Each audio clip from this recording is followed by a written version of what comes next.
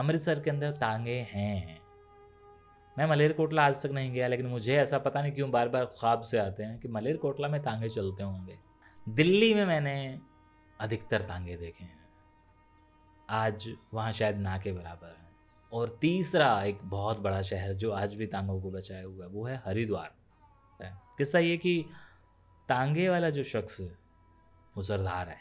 जनाब जी हुन मैं ना तांगा ਨੂੰ बंद करन लग गया। मैं क्या फिर की करोगे? कहता है मैं ऑटो चलाऊंगा। मैं क्या ना करो महाराज। तो उसने कहा कि खर्चा बहुत है, घोड़ी को खिलाना पड़ता है और देखभाल करनी पड़ती है। तो मैंने कहा कि मैं कुछ करता हूँ कि आपके शहर में पहला तांगे वाला कौन था, आखिरी तांगे वाला कौन था, आप कब बैठे थे और कितना किराया था। मुझे किराए का सच्ची याद नहीं आ रहा। यहाँ का तो याद है 10 रुपये लिया करता था, क्योंकि ये ताज़ी बात है।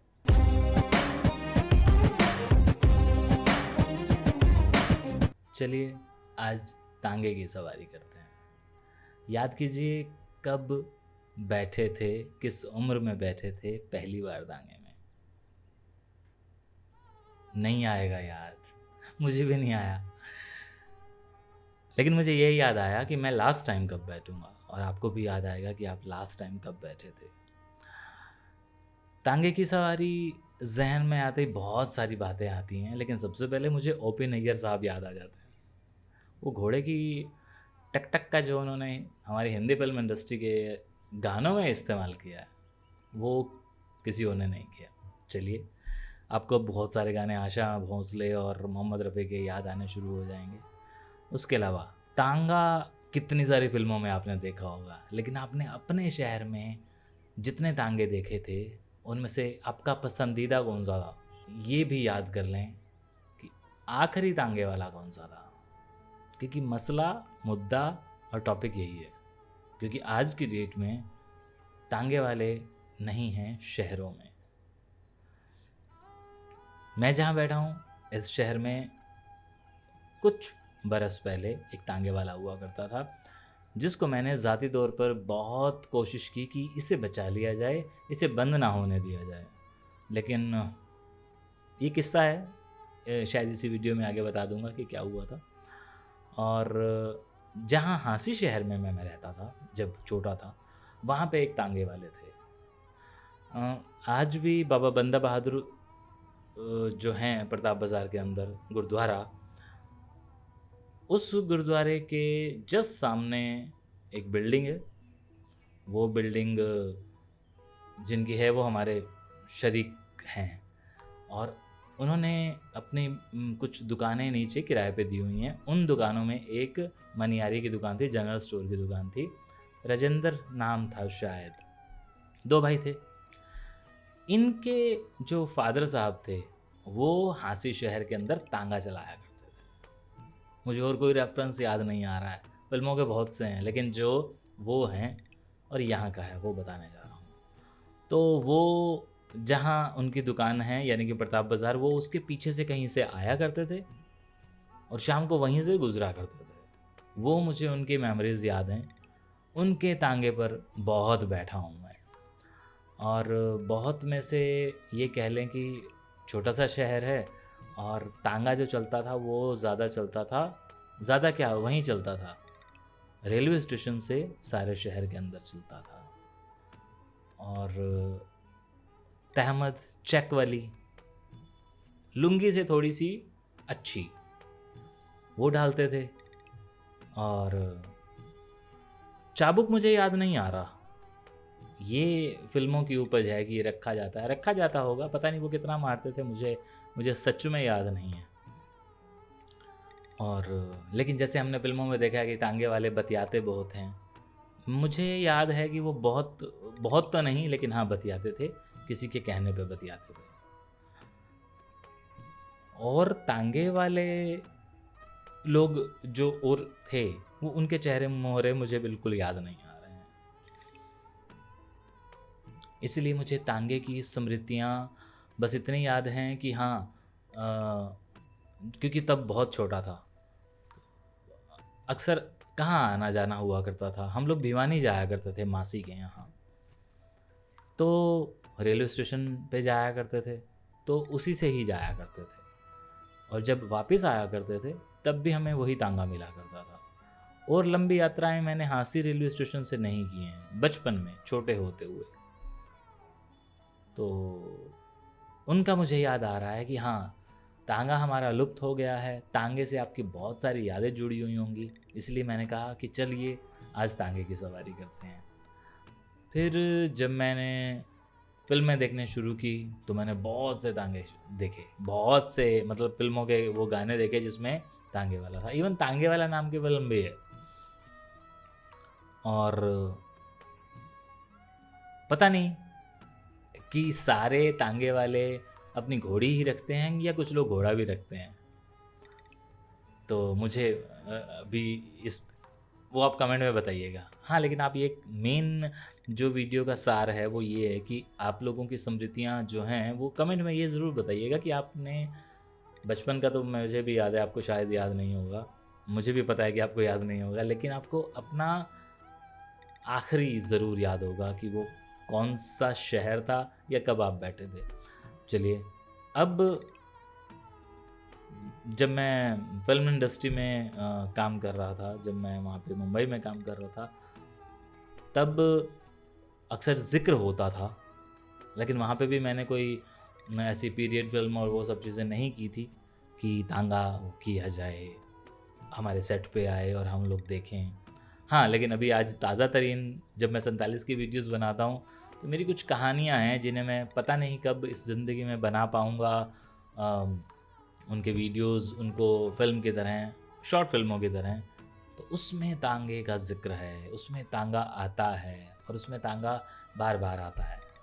चलिए, मुंबई से वापस आने के बाद जब मैं वापस कुरुक्षेत्र में आता हूँ तो मुझे यहाँ एक तांगे वाला दिख जाता है, जो बहुत पहले से भी मैं जानता हूँ, लेकिन जब यहाँ आ जाता हूँ तो फिर मुझे तांगे वाला दिख जाता है। किस्सा ये कि तांगे वाला जो शख्स वो सरदार है, और कुरुक्षेत्र के लोग अगर इस वीडियो को देखेंगे तो वो जान जाएंगे मैं जिसकी बात कर रहा हूँ।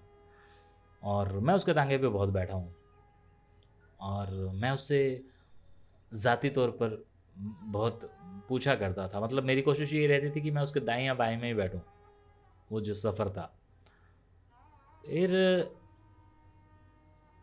मैंने उससे पूछा कि हाँ, इतने कम लोग क्यों होते हैं सवारी पे, तो वो बताया करता था कि ऑटो वालों के साथ मतलब परेशानी होती है, ऑटो वाले उसके सवारियों को चढ़ने नहीं देते हैं, या कहीं ना कहीं वो था कि एक अकेला तांगे वाला 8 से 10 सवारियां ले जाता था, ऐसा शायद उनको लगता होगा।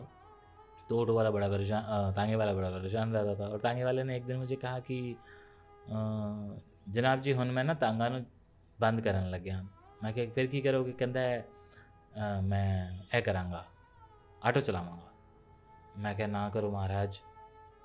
तो उसने कहा कि खर्चा बहुत है, घोड़ी को खिलाना पड़ता है और देखभाल करनी पड़ती है।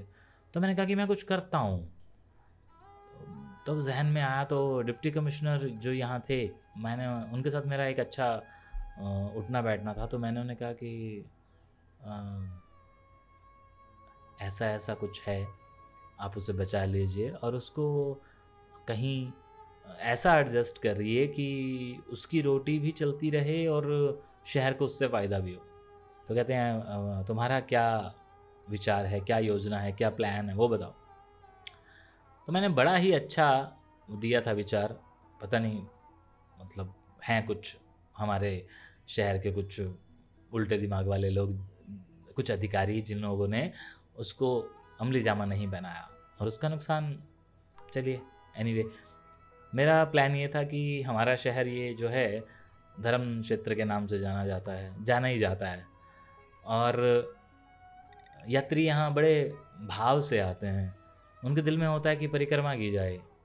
परिक्रमा आज भी ये की जाती है। ये वाली परिक्रमा जो होती है, ये श्री ज्ञानानंद जी महाराज गीता मनीषी जो करवाते हैं, उसमें सारे लोग चलते हैं। एक तरह से एक भाव है। तो मेरा यही था कि क्यों ना इस तांगे वाले को एक बैच नंबर दे दिया जाए, एक उसको तमगा लगा दिया जाए कि ये विभाग की तरफ से है, और पिछले जहाँ नंदा जी का स्मारक है वो वहाँ पे खड़ा है, और वहाँ से आप उसको हायर कीजिए और कुरुक्षेत्र के ब्रह्म सरोवर की परिक्रमा कीजिए। आपको वो पुण्य जैसे आपको पैदल में मिलता है इससे भी मिलेगा, और 10 रुपये सवारी के हिसाब से अगर वो लेता है तो कोई बड़ी बात नहीं है। सारे दिन में उसके 10 से 15-20 चक्कर लगेंगे, उसका वो भी हो जाएगा, वो आपको भी कुछ दे देगा, उसकी घोड़ी भी जिंदा रहेगी और शहर को एक विरासत मिल जाएगी। मेरा विचार सुनकर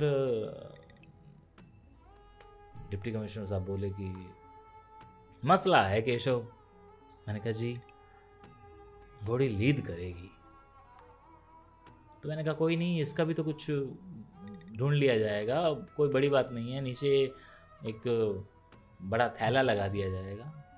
पहली बात तो ये लीद करने का एक टाइम होता है, लेकिन फिर भी एक थैला लगा दिया जाएगा, हो जाएगा। नहीं नहीं नहीं हो सकता। चलिए, फिर वो रह गया। और फिर मैंने देखा कि धीरे धीरे वो तांगा शहर से आखिरकार गायब हो गया, लुप्त हो गया। और फिर वो मुझे, फिर जब मैंने शॉर्ट फिल्म में लिखी तो वो मेरी कहानियों में आया, तब मैं उसको मिलने गया तो उसने कहा जी बाजी मैं तो बंद करता हूँ। तो आज की डेट के अंदर मेरे शहर के अंदर कोई तांगे वाला नहीं है। और मेरी ये बड़ी ख्वाहिश रही थी कि मैं अपने शहर की परिक्रमा जो है वो मैं तांगे पे बैठ के 360 वे में शूट करूँगा। ये मेरा मन में ही रह गया, नहीं कर पाया मैं। एनीवे, हम बात कर रहे थे तांगे की। तांगे वाले आज भी जो कुछ मशहूर शहर हैं उनमें के अंदर आप तो बताएंगे ही बताएंगे, जो मुझे लगता है मैं भी बता दूं थोड़ी बातें। अमृतसर आज भी अपनी विरासत को संजोए हुए है।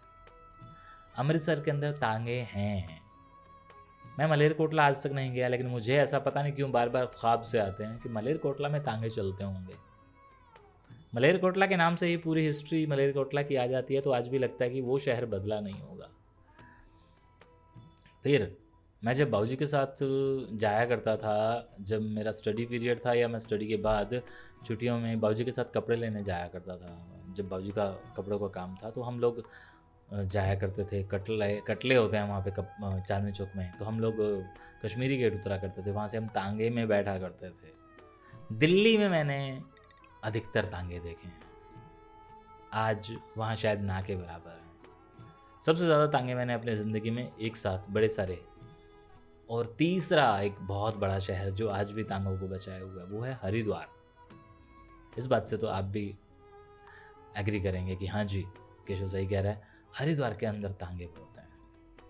और बाकी आप बताएंगे कि आपके शहर में पहला तांगे वाला कौन था, आखिरी तांगे वाला कौन था, आप कब बैठे थे और कितना किराया था। मुझे किराए का सच्ची याद नहीं आ रहा। यहाँ का तो याद है 10 रुपये लिया करता था, क्योंकि ये ताज़ी बात है। मतलब कितनी ताज़ी, 7-8 साल पहले की बात बता रहा हूँ। 20 रुपये भी होंगे, बट मेरा जितना रास्ता था उसके 10 ही लिया करता था। लेकिन आप अगर याद करें तो आप मुझे ज़रूर बताएं कि वो दर्शक जो हमारे वीडियोस देखते हैं, जिसमें ML सिंह साहब सबसे बुज़ुर्ग मुझे दिखाई देते हैं, या हमारे कुछ वो व्यूवर्स जो खुद मुझे इंटरव्यूज़ दे चुके हैं, उस उम्र के अगर देख रहे हैं तो वो बताएंगे कि हम लोग 4 आने, 8 आने या इवन 2 आने वाले भी कहीं ना मुझे मिल रहे हैं कि वो बता दें कि हम तो 5 आने, 3 आने और ये दिया करते थे। वो लोग, अगर वो लोग बताएंगे तो मुझे और ज़्यादा खुशी होगी 2 चीज़ों की। एक तो वो युग याद आएगा, वो दौर याद आएगा। दूसरा मुझे ये पता चलेगा कि अच्छा जी ऐसे बुज़ुर्ग भी हमारे वीडियोस देखते हैं। तो ये मुझे ज़रूर बताएं। और आप के कमेंट्स पढ़ के मुझे बहुत खुशी होती है। पिछले 2 वीडियो जिन्होंने मुझे मजबूर किया है कि मैं यादों के फ्लैशबैक के पन्नों से, यही है ना बात, फ्लैशबैक के पन्नों से, यादों के नहीं, फ्लैशबैक के पन्नों से वो स्मृतियाँ ला रहा हूँ जो आपने मुझे मजबूर किया है कि मैं वो लाऊं। पता नहीं किस मूड में बैठा था, किसने मेरा दिमाग ख़राब किया था कि मैंने वो प्याऊ वाला वीडियो बना दिया। और उसके बाद फिर मुझे लगा, और आखिरकार मैंने लास्ट वीडियो जो डाकिया वाला बनाया उसके अंदर मैंने हिंट दिया था कि मेरा अगला वीडियो तांगे वाला होगा। और हालांकि मेरे पास अब कमेंट्स आने शुरू हो चुके हैं कि मैं रामलीला पे बात करूं, मैं और टॉपिक्स मैं नहीं बताऊंगा, आप मुझे बताएं कि मैं आप लोगों को आपकी स्मृतियाँ किस तरह से याद दिलाऊं। वो टॉपिक्स की मेरे पास एक लंबी फहरिस्त है, मेरी इस डायरी में लिखी हुई है। हैं 8-10 टॉपिक्स, 12 टॉपिक्स ऐसे हैं, लेकिन आप अगर बताएंगे तो मुझे खुशी होगी, मैं फिर उन पे बात करूँगा। और कुछ लोग हैं जिन्होंने मुझे लिख के भेजा है कि आप कॉमिक्स पे अब ये वो लोग हैं जो मेरी उम्र के हैं, हमने कॉमिक्स वाला दौर देखा है। जो बहुत बड़े बुजुर्ग हैं उन्होंने कॉमिक्स वाला दौर नहीं देखा है, उन्होंने तो शायद सुरेंद्र मोहन पाठक और वेद प्रकाश शर्मा वाला दौर देखा है। लेकिन हमने राजन इकबाल और चाचा चौधरी और ध्रुव और हवलदार बहादुर जैसे, भोकाल जैसे का दौर देखा है। पिंकी भी कह लीजिए, बहुत सारे हैं, रमन हैं, ठीक है, श्रीमती जी हैं। तो इस पे तो मैं कॉमिक्स पे मैं ज़रूर करूँगा, कॉमिक्स पे मेरा बहुत बड़ा खजाना है, ठीक है। और कॉमिक्स के दीवाने तैयार रहें। एनीवे, बस मुझे आपको फ्लैशबैक के पन्नों से तांगे के दौर में लेके जाना था, और वो जहाँ तक मुझे लगता है कि मैं शायद आपको ले गया हूँ और आप अभी उसमें हैं। अगर आप यहाँ तक वीडियो देख चुके हैं तो आप अभी उस दौर में जी रहे हैं। अपने शहर के तांगे वाले का नाम ज़रूर बताइएगा। शुक्रिया।